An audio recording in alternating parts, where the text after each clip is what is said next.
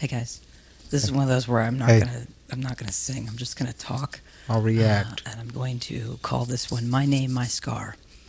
Okay. Inspired by that scene from Jaws, when the main characters are swapping manly stories in the bottom of the boat. I'm more manly than ye. I'm more manly than ye. If I wanted to, I could do this indefinitely because I have lots of scars. Okay, I mean literal scars.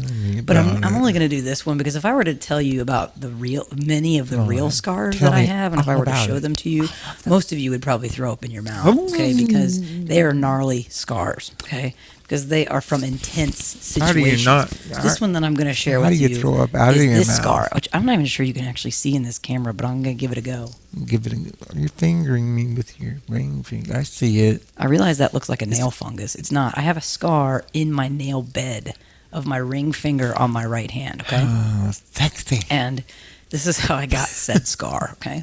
Said scar. Right 13 years ago. Bread. I was working at a Valentine's Day dance, okay? Ooh, chaperoning. But my job as this particular chaperone was not to, be out on the dance floor and making sure that people were leaving, space for the Holy Spirit. On this one, I was assigned to cotton candy making duty, okay? Leave that space. Don't mess with the Holy Spirit. You just kind of throw some sugar in a giant centrifuge that is made for cotton candy making. And it spins the sugar really fast, and it throws out this tangential spray of flossy, glorious cotton candy, okay? Yeah, and that's the way it works. And so this particular evening, me and my friend Alex, who is a member of the English department, got assigned cotton candy making duty, okay? So here we are making cotton candy. Okay. Doing a good job. It's pretty busy because people like cotton candy, and I got a little overzealous in collecting the cotton candy on those little paper cones.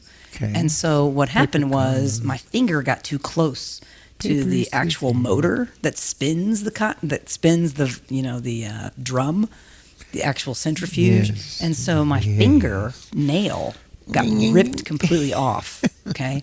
And it sent a tangential spray of arterial scarlet blood across a pink cotton candy canvas. And wait a minute. It looked like, spray of for a moment, arterial.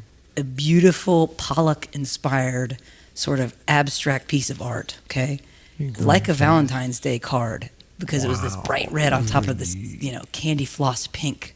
It was really, honestly, kind of cool for, about 3/100ths of a second. You're going fast. But being warm, the blood dissolved down through the cotton candy, and then there was just blood everywhere, all over the drum and every place else. That's and so gross. My friend Alex started to freak out a bit, okay?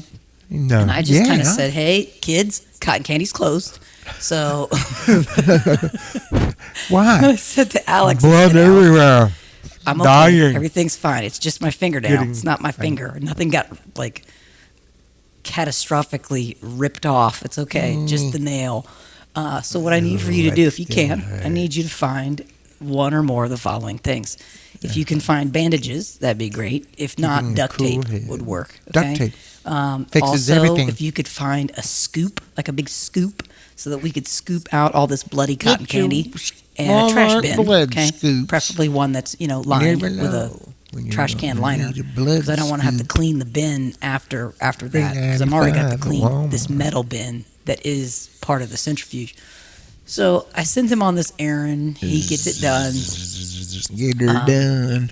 I learned, some valuable lessons. Number one, don't touch the motor of a centrifuge. Number two, no good deed goes unpunished. And number three, when you have a scar in the middle of your nail bed, your fingernail will never really grow over it very well.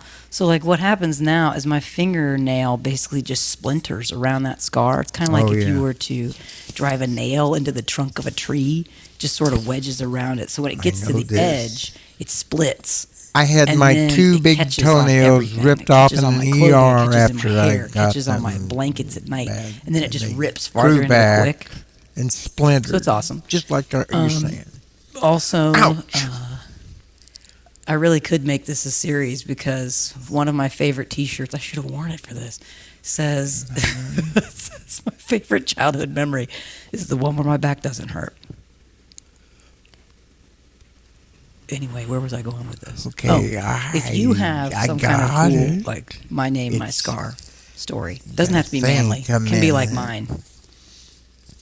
Total wuss move. You're fingering me. I want to hear about it. But, okay. Yeah. My name, my scar. Latency issues.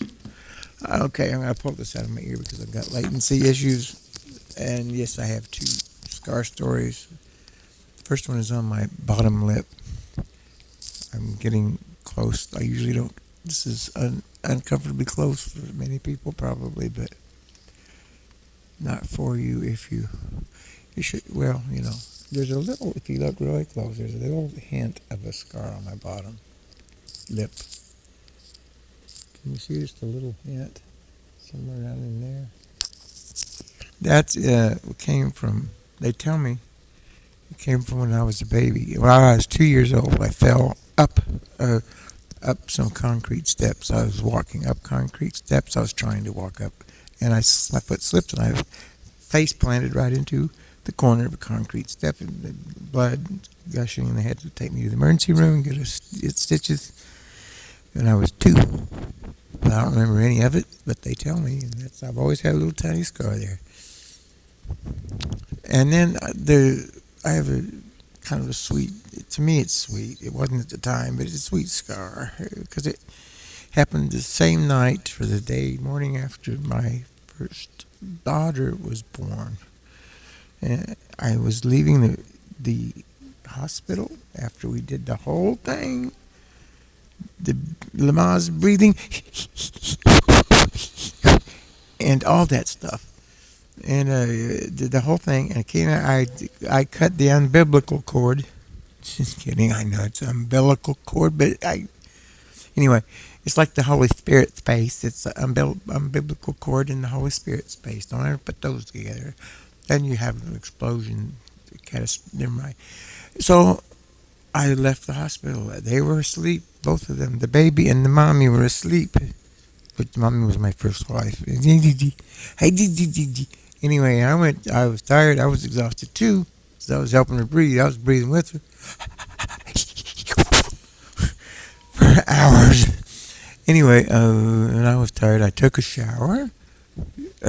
And went to bed, but I still had wet hair, so I pulled out the hair dryer, blew my hair dry. It was going. I fell asleep. I just conked out and fell asleep, and the hair dryer positioned itself, or I positioned myself in front of it where it was blowing on the warm setting, not the hot setting, but the warm setting, all night long. When I woke up, it was still, and I didn't move, because when I woke up, it was blowing in this one spot on my arm. And where's the scar?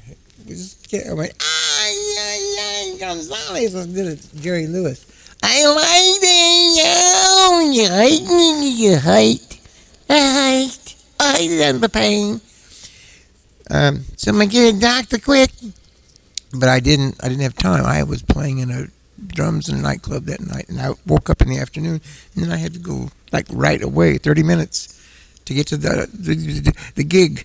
And so I just wrapped it up in a rag and took it tight, and so it was weird looking, but I had this rag on my arm and played all night, the rest of the night, and into the morning with this rag on my arm. And then, it was a hot, sweaty, smoky nightclub, and it was, the air conditioning was not adequate, and I got sweated on my new scar, my new open wound, and then it made into a little scar. But I think it was the night after. It was because my daughter was born. That's how I got the scar, because I was tired after that, spending all night in the baby room, delivering the baby, helping deliver the baby, and I don't think you can see the scar. That's not it. That's just where my shirt was tight, and it's right in there. It's just a little spot. Thank you. That's all. Little scars, my two scar stories.